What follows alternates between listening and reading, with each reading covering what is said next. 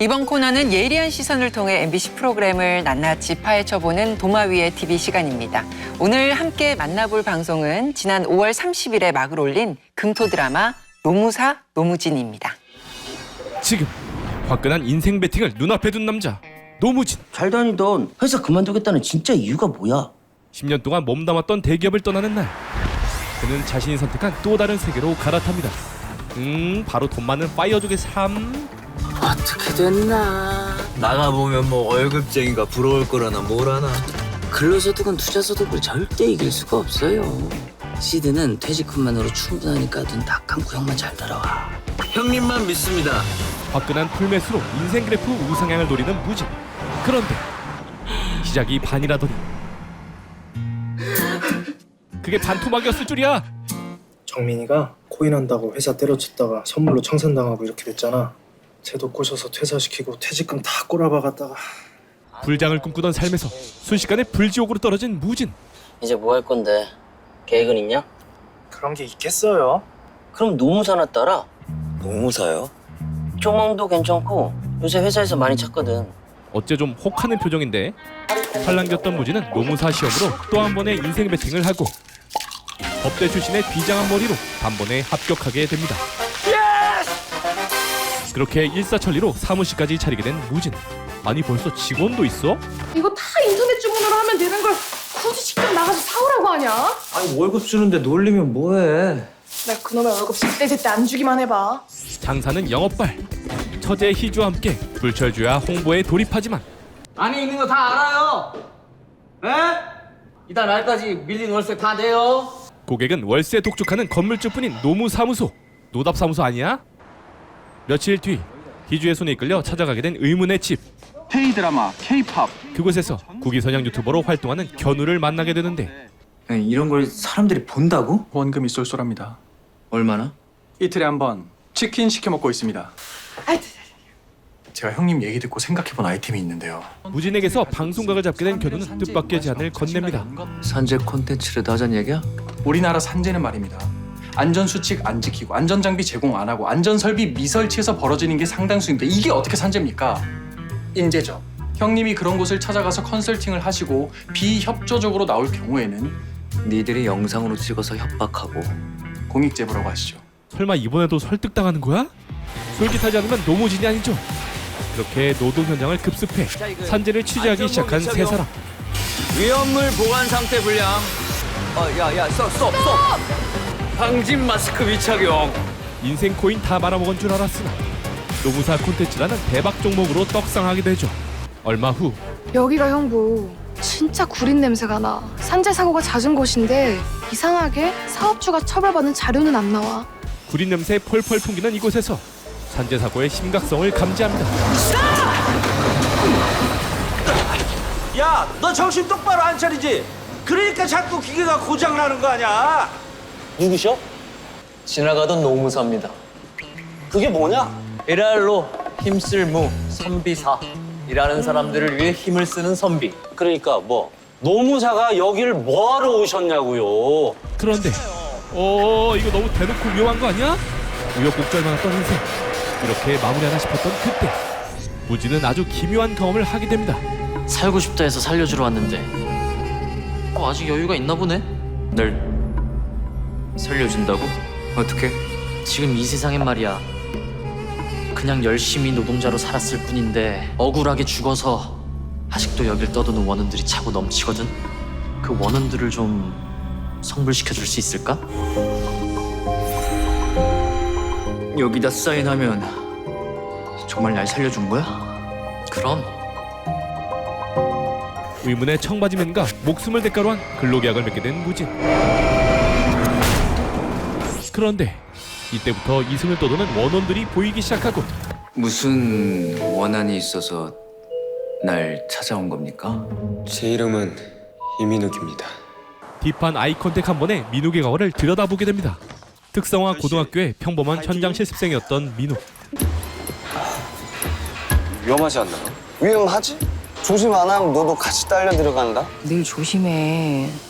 공장에서 사고 나는 거 순식간이라고 하더라. 야, 이 새끼야, 팔 안 빼? 걱정 마. 회사 일장에서 운동도 하고 밥도 잘 나와. 새끼 꼬박꼬박 다 챙겨 먹고 있어.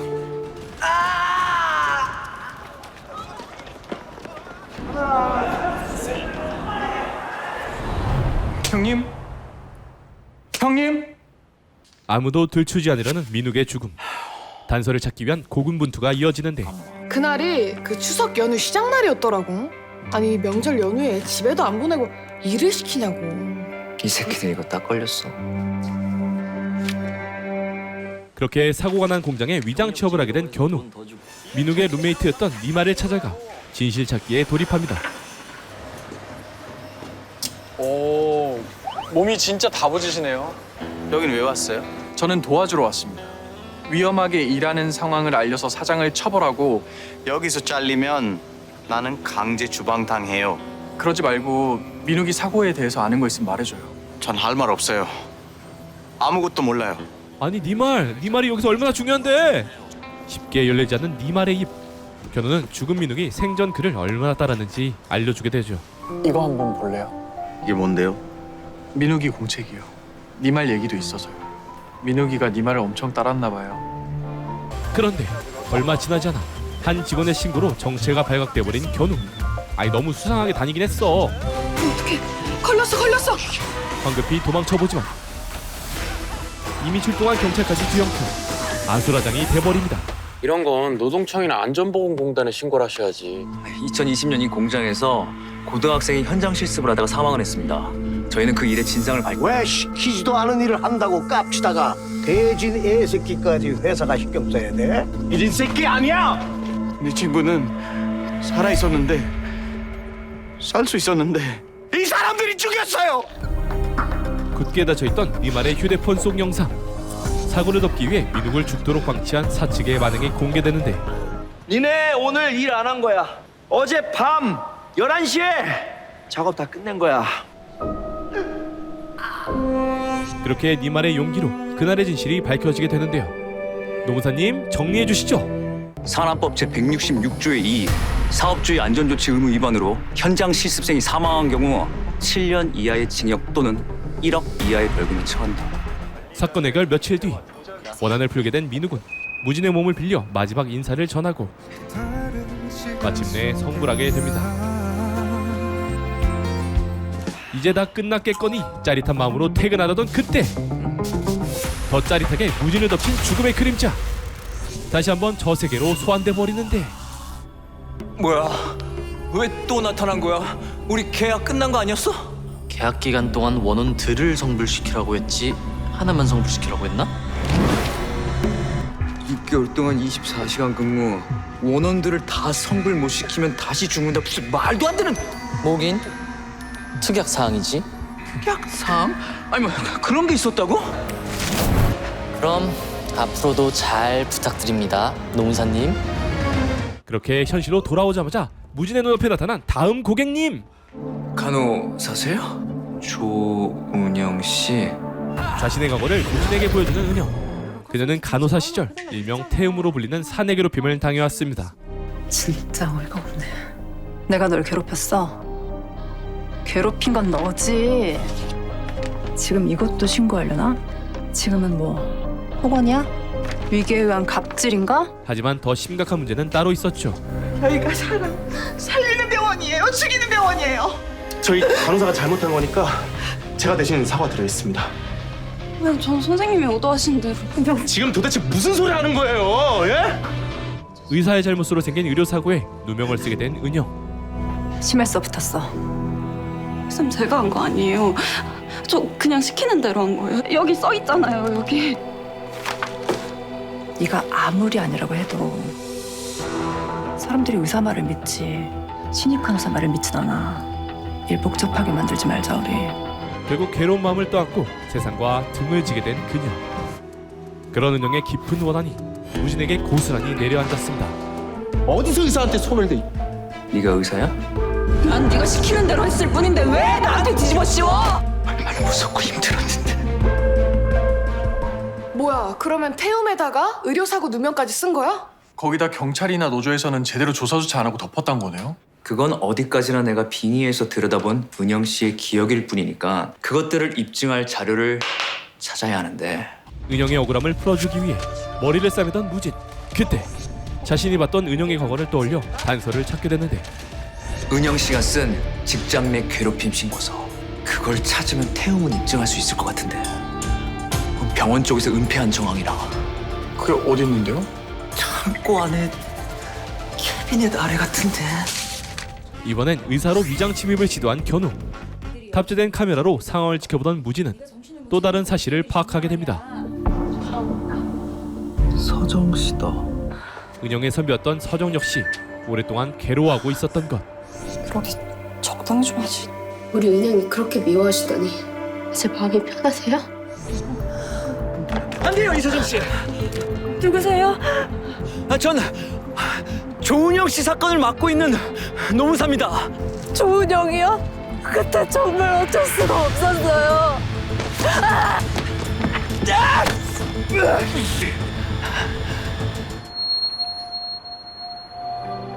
미안해.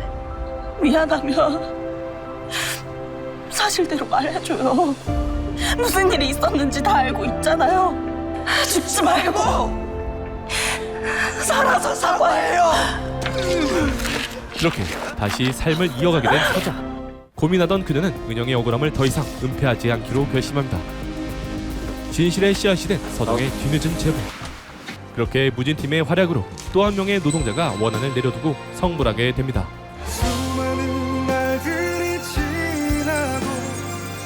오늘도 한건한 노무진 노무사팀.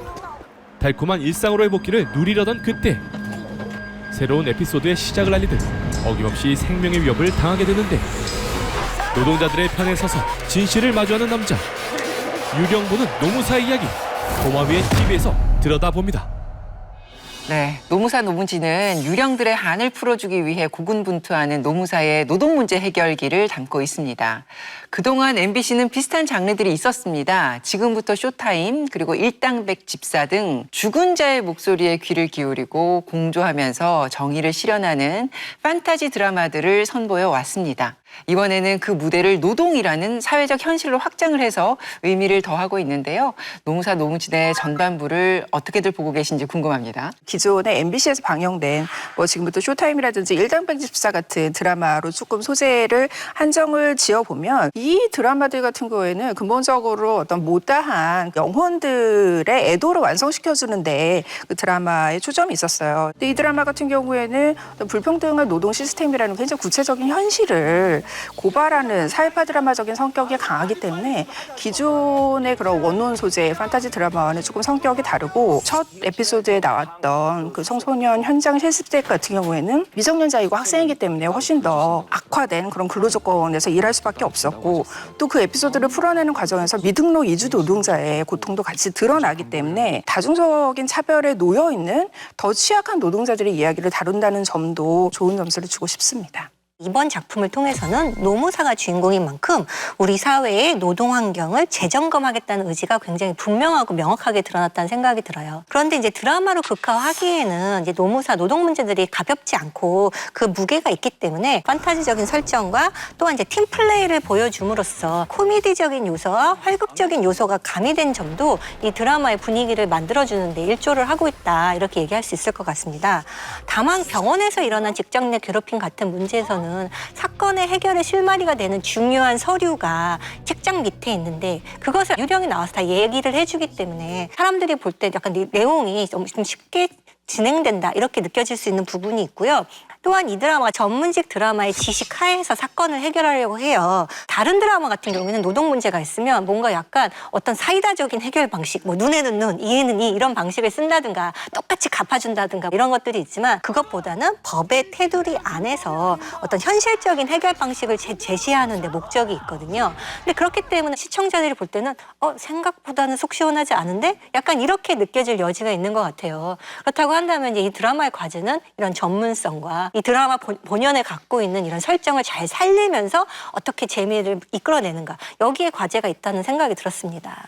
사실 이제 원혼의 한을 풀어주는 어떤 이야기 구조는 사실 굉장히 좀 흔한 클리셰라고 할 수 있을 것 같아요. 그렇다면 이 클리셰 내에서 이 원혼의 그러니까 이 원한에 우리가 얼마나 이입할 수 있는가, 그리고 이것을 해결하는 과정에 우리가 또 얼마나 이입할 수 있느냐라고 이 두 가지가 되게 중요하다고 생각을 하거든요. 원한이라고 하는 것이 척박한 노동 환경으로 인해서 이제 돌아가시는 것만으로도 굉장히 억울한 일인데, 그 억울함에 있어서 죽은 이후에도 이게 시원스럽게 밝혀지지가 않는 거죠. 이 사람 뭐 개인의 부주의다 이런 식으로 어떤 구조적인 문제 같은 것들이 그냥 되게 위야무야 되는 이런 부분들이 있는데, 그런 부분에 있어서 이 원혼이라는 소재와 이제 이 노동 환경의 문제, 그리고 그 억울함을 풀어주는 노무사라는 캐릭터가 굉장히 잘 맞아떨어진다고 생각을 하고요. 그래서 저는 이제 빙의라는 소재도 되게 오컬트적인 호기심을 자극하는 것에 끝나는 게 아니라 깊은 공감이라는 것을 저는 보여준다고 생각을 해요. 이제 그 3화에서 보면은 노무진이 이제 그 간호사 원혼의 어떤 그 고통을 이제 대리 체험해보는데, 빙의를 통해서 경험했을 때 그들의 고통을 우리가 진짜로 그렇게 해서 이해할 수 있다라는 것을 보여줬다는 면에서도 빙의라든가 원한을 풀어준다든가 이 모든 것들이 세계관이 굉장히 개연성 있게 설정되지 않았나 싶습니다. 이번에는 캐릭터 이야기를 해보겠습니다. 죽음의 위기를 넘긴 후에 유령을 보게 된 생계형 노무사 노무진을 필두로 해서 영업부터 회계까지 모든 게 되는 일당백 직원이죠. 나희주, 그리고 기자 출신의 크리에이터 고견우가 한 팀으로 뭉쳐서 이 극을 이끌어가고 있습니다. 이들은 억울한 사연을 가진 유령들, 그리고 전태일 열사를 추정케 하는 그 정체불명의 보살과 함께 성불이라는 미션을 해결하며 다채로운 재미를 만들어 나가고 있습니다. 자, 그렇다면 그중에서 가장 흥미롭게 보고 있는 캐릭터가 누군지 꼽아주시죠. 아무래도 주인공 노무진 얘기를 먼저 해야 될 것 같은데, 이 사람도 역시 보살에게 같이 이제 근로계약을 맺은 노동자예요. 그래서 유령 노동자들과 성격이 이제 굉장히 같은 그런 동일한 정체성을 지니고 있고, 스스로 노동자의 목소리 그 자체가 되는 그런 인물이거든요. 대표적인 장면이 3회에 병원에서 이제 극단적인 선택을 한 간호사의 이야기를 들려주는 그런 장면이에요. 여기서는 이제 빙의라는 설정을 이용을 해서 노무진이 간호사가 당했던 고통을 그대로 이야기를 하거든요. 이게 어떤 인물을 대변해준다는 것, 대리해준다는 것과 본인이 스스로 그 인물의 빙의를 해서 같이 그 목소리가 되어주는 것에는 굉장한 차이가 있기 때문에 거기에 이제 노무진이라는 캐릭터에 굉장히 인상적인 지점이 있고요. 결과적으로 이 드라마는 어떤 한 영웅의 활약에 의해서 고쳐질 수 없는 시스템에 대한 문제를 이야기를 하고 있기 때문에, 그렇다면 그런 현실에서 최소는 노동자 하나하나의 이야기에 집중을 해보자라는 의도를 가지고 있고, 그런 의도를 실현하는 점에서 이 노무진의 캐릭터성이 생겨나고 있다고 생각을 해서 저는 굉장히 좀 인상적으로 보고 있습니다. 노무사 사무소가 뭔가 일을 하려면은 클라이언트가 있어야 되죠. 고객님이 있어야 되는데, 실질적 클라이언트가 저는 이 드라마에서 나오는 이제 노무진의 수호천사이자 이제 목숨줄을 쥐고 있는 보살 캐릭터라고 생각을 해요. 우선은 이 캐릭터가 이미 여러 요소를 통해서 이제 전태일 열사를 모티브로 했다라는 것을 이제 우리가 유추할 수 있는데, 그동안 우리가 이제 그런 대중문화에서 그려온 전태일 열사의 모습들이 있잖아요. 영화 아름다운 청년 전태일에서의 어떤 그런 진중한 모습 같은 것들이 있고, 뭐 근래에는 애니메이션 테일이 같은 작품에서 좀 더 소년적인 모습 같은 게 드러났었는데, 이번에는 탕준삼 배우 특유의 뻔뻔하면서도 유머러스한 어떤 노동자의 수호신으로 재해석한 부분이 좀 굉장히 인상적이었어요. 그러니까는 저는 현대사를 배경으로 하니까 판타지 신화를 만든다고 한다면은 한국에서도 반영할 만한 그런 되게 좋은 설정이고 좋은 캐릭터라고 저는 생각을 합니다. 저는 허윤재라고 하는 캐릭터를 주목해 볼 필요가 있다고 생각합니다. 지금까지는 좀 단순한 조연처럼 보여요. 그런데 꼭 잊을만 하면 계속 등장을 해서 편의점에서 사장에게 좀 갑질당하는 모습을 보여주고 있거든요. 근데 지금은 다 유령들이 클라이언트로 이제 등장을 해서 이른바 죽은 자의 목소리를 대변하는 형태로 나오는데, 허윤재 같은 경우는 유일하게 산자이지만 착취당하는 노동자임을 반복해서 보여주고 있는데요. 그런 점에서 이 죽은 노동자의 억울함과 평행한 구조를 이룬다는 점에서 허윤재라고 하는 캐릭터가 지금 중요성을 갖고 있는 거고, 앞으로 이 허윤재 캐릭터가 어떻게 될까? 저는 가장 유력한 건 향후에 비극적으로 허윤재가 유령이 된다 일 것 같아요. 왜냐하면 지금까지 등장한 그 유령들이 이렇게 노무진을 보고 있으면서 지금 이 사람들 나만 보여? 라고 하는 포스터가 이미 공개가 됐거든요. 근데 거기에 허윤재 캐릭터도 있단 말이죠. 개인적으로 바람이 있다면 사실은 좀 살아있는 상태에서 무진에게 좀 도움을 요청해서 이 허윤재가 좀 본인의 좀 억울함을 풀 수 있는 방안이 드라마적으로는 좀 나타나기를 기대하고 있는데요. 후자로 만약에 이 드라마가 흘러가게 된다면 확실히 중심 서사가 죽은 자의 목소리에만 귀를 기울이는 것이 아니라 산 자의 고통까지 연결되어서 그것을 부각한다라고 하는 점을 보여주기에 저는 좀 긍정적인 어떤 계기가 된다고 생각합니다. 자, 이번에는 코믹 판타지 활극이라는 장르적인 매력에 집중을 해보겠습니다. 연출을 맡은 임순례 감독은 일상과 판타지, 그리고 무거움과 가벼움, 코믹과 진지함 사이의 밸런스를 잡는 데 신경을 썼다, 이렇게 얘기를 했습니다. 다소 무거울 수 있는 이 노동 문제를 경쾌한 분위기로 녹여내는 건 사실 더 넓은 시청층과 공감대를 만들어가기 위한 그런 전략으로 보이는데요. 이 장르적인 접근이 돋보였던 장면은 어떤 것을 꼽으실지 궁금합니다. 사건이 끝날 때마다 무진이 피해자의 유가족을 안아주는 장면이 어떤 판타지적으로 뭉클하게 다가왔어요. 2회에서는 이제 무진이 현장 실습생이었던 민욱의 어머니를 안아주게 되고 4회에서는 이제 무진이 은영의 남자친구인 정엽을 안아주는 장면이 나오게 되는데요. 사실은 여기에는 감동과 안타까움이 같이 있죠. 가해자들이 처벌받고 사건이 해결됐다고 하더라도 피해자들은 이제 돌아오지를 못하고 가족은 계속 슬픔 속에서 살게 되잖아요. 그렇지만 이제 노무진 처럼 그들의 죽음 뒤에 있는 진실을 끝까지 파헤치는 사람이 있다면 원한이 풀어져서 결국에는 구원을 받는다 이렇게 얘기할 수가 있을 것 같아요. 또 이 해당 장면들이 사실은 이렇게 뭉클하면서도 어떻게 보면 좀 코믹하게 느껴지는 부분도 있었어요. 민욱이 빙의된 무진이 민욱 어머니에게 소나트를 하면서 어떤 그 신호를 보내는 것 이런 것들도 경쾌하게 보여지기도 했고 시청자들에게는 이로써 그 하나의 사건이 해결됐다라는 카타르시스를 주는 게 이런 코믹 판타지의 효능인 것 같다는 생각이 들었습니다. 저는 4회에 이제 병원에 몰래 의사로 잠입을 해서 거기에서 이제 조은영의 직장 내 괴롭힘 그 신고서를 찾는 장면이 인상 깊게 여겨졌는데요. 몰래 잠입했다라고 하는 점에서 사회 고발로서의 증거 수집이라고 하는 것. 동시에 이제 고견우 특유의 좀 몰래 다녀야 되는데 주변 사람들에게 나 잘생겼죠를 계속 어필하는 이런 부분이 코믹함을 이끌어내면서도 또 진실에 접근하기 위해서 어떤 허위의 가면을 쓸 수밖에 없는 이 사회의 현실을 또 풍자하는 대목이라는 생각도 들었습니다. 저는 그 2회에서 이제 정체를 들킨 견우가 공장 내에 있는 지형지물을 이용해서 도망치는 장면이 좀 인상적이었는데 음악도 되게 빠른 비트의 음악에 되게 분위기도 코믹하게 연출해서 정말 이제 이런 거죠. 여러분 헷갈리실 거 없죠? 이거 코믹 활극입니다. 이 상황은 이렇게 보여주는 그런 연출이었어요. 근데 이게 그냥 뭐 코믹하다가 끝이 아니라 장애물 잘못 밟으면 죽거나 떨어지면 죽는 그런 게임처럼 연출을 하거든요. 근데 실제로 여기 있는 공장에 있는 여러 오브제들이 정말 그만큼 위험한 거죠. 잠깐만 이제 주의력이 떨어져서 이걸 밟거나 떨어지면은 사고가 나는 그런 환경이라는 걸 굉장히 잘 보여주는 그런 연출이었다고 생각을 하거든요. 그래서 저는 이 장면에서 분명히 누군가 죽었고 사실 언제든지 누구가 다른 사람이 또 죽을 수 있는 작업 환경이라는 것을 다른 방식으로 우회해서 보여주는 어떤 좋은 접근이 아니었나 싶습니다. 저도 위군의 위원님이랑 같은 장면을 꼽았는데 이 추격전이 벌어지는 공장을 보면은 굉장히 높은 곳에 안전 제의라고 써 있고 또 한켠에 굵은 글씨로 이제 충돌주의 이런 식으로 써 있어요. 그야말로 뭐 우리는 노동자의 안전을 최우선으로 생각합니다라는 것처럼 광고하듯이 그렇게 문구가 써 있는데 사실은 매뉴얼조차도 없고 신입에게도 교육을 제대로 해주지 않는 엉망진창인 그런 시스템을 이렇게 견우가 이렇게 휘저으면서 공장이라는 그 장소의 본질을 알려주는 거죠. 결국 이 견우의 소동극이 끝난 다음에는 네 말이 결국에 민욱이 사망한 날에 진실에 대해서 폭로가 이어지고요. 그리고 사장이 체포되는 장면까지 이어지면서 시청자들에게도 굉장한 카타르시스와 정의 실현의 또 통쾌함을 선사해준 장면이었습니다. 자, 끝으로 남은 에피소드에 관한 이야기를 나눠보겠습니다. 노무사 노무진은 전작의 힘을 이어받지 못하는 상황에서도 첫 방송 시청률이 4.5%를 기록했고요. 글로벌 OTT 플랫폼에서 1위를 차지했습니다. 기분 좋은 출발을 보이고 있는데요.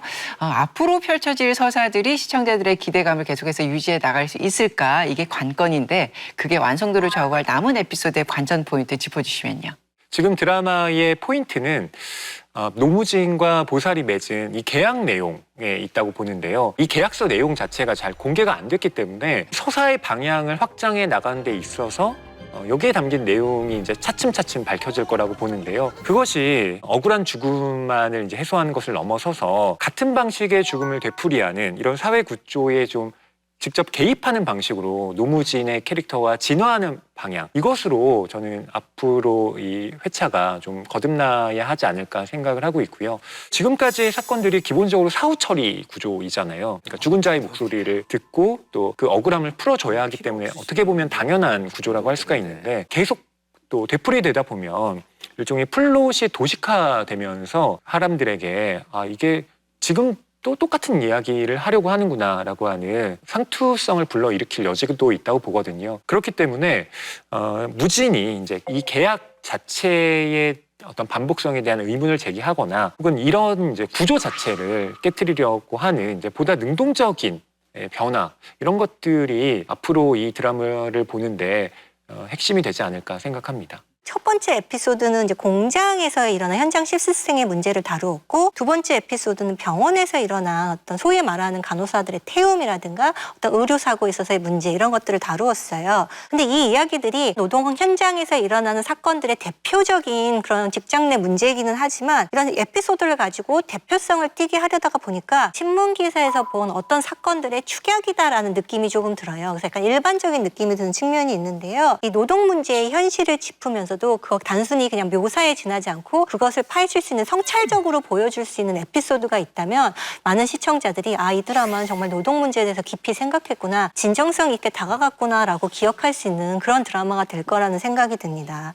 또한 각 캐릭터가 자신만이 갖고 있는 특성, 전문성을 발휘할 때 재미가 만들어지잖아요. 지금 노무사인 노무진이 있고 변호사인 이 남이주가 있잖아요. 또한 이제 기자였던 견우와 기자인 후배 여진이 있고 각자 자기 몫이 있는데, 사실은 우리 사회에서의 노동 문제를 해결하는 것도 노무사의 힘 하나로서 해결되지가 않잖아요. 모든 노동자들이 연대하고 각자의 몫을 다할 때 해결될 수가 있는데, 이런 어떤 그런 사회적인 의식을 이 팀플레이에 반영을 해서 드라마로서 극화한다면 시청자들이 재미와 또한 의미를 같이 느낄 수 있는 드라마가 되지 않을까라는 생각입니다. 다른 장르의 에피소드식 그 드라마들은 그 장르를 관통한, 작품 전체를 관통하는 어떤 메인 서사가 있잖아요. 우리가 흔히 말하는 최종 보스라고 하는 이제 절대적인 권력을 쥔 악당과 결국에는 최종적으로 만나서 그들에게 어떤 응징을 가하고 통쾌감을 주는 그런 메인 플롯이 있는데, 이 드라마는 그렇지 않잖아요. 이미 최종 보스라고 하는 메인 빌런이 불평등한 노동 시스템 그 자체이기 때문에 이것을 어떤 하나의 악당으로 의인을 할 수가 없는 거예요. 그렇다라고 하면은 그 메인 서사가 빈 자리, 그 공백을 메우기 위해서 어떤 흡인력 있는 서사를 준비했는가, 이거를 물어야겠죠. 그러면은 가장 시청자들이 이입할 수 있는 이야기는 이 주인공들의 성장일 텐데, 아직까지는 같이 성장하는 모습이 덜 나와요. 이들이 현재는 느슨한 이익공동체의 형태거든요. 이제 각자의 성장을 보여주면서 결국에는 어떤 신념의 공동체로 성장하는 서사, 그리고 그 과정에서 어떤 팀 무진스의 유대감이 점점 강해지는 그런 이야기로 어떤 약화된 흡입력의 약점을 좀 돌파해야 되는 게 아닌가. 후반부는 거기에 좀 몰입도를 좌우할 관전 포인트가 거기에 달려있다라고 봅니다. 겪어보지 않으면 그 심정을 알 수 없다는 대사가 기억에 남습니다. 불합리함을 겪으면서도 쉽게 벗어나지 못하고 문제를 드러내기조차 어려운 노동 현실이 여전히 존재합니다. 노무사가 현장에 뛰어들어서 사건을 해결해가는 모습이 판타지로 그려진다는 점에서 씁쓸함이 남는데요. 이번 드라마가 더 나은 노동 환경을 만드는 데 작은 울림이 되길 기대해봅니다. 자성의 소리와 리얼한 비평을 가감없이 전하는 리얼 비평 탐나는 TV. 날카로운 시청자들의 목소리를 담아서 다음 주에 다시 뵙겠습니다. 고맙습니다.